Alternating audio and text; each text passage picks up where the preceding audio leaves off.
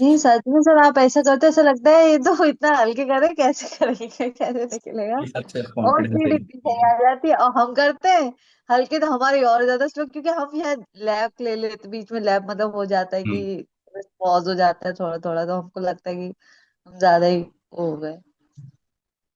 Sir TI one वाली गलती तो मेरे साथ भी बहुत होती है, जैसे कोई बड़े ट्रांजेक्शन टाइप की, हम्म। वो जो टीआई वन में पता है क्या दिमाग में ऐसे ऐसे टाइप करने की रहेगी कि पता नहीं कितने हुए हैं, और वहीं पे गड़बड़ हो जाती है, कभी आई रह गया या कभी सीधे टीओएन हो गया, फिर वो हम्म। नीचे स्क्रीन देखनी पड़ती है। ठीक है, स्टार्ट करते 1.5 मिनट।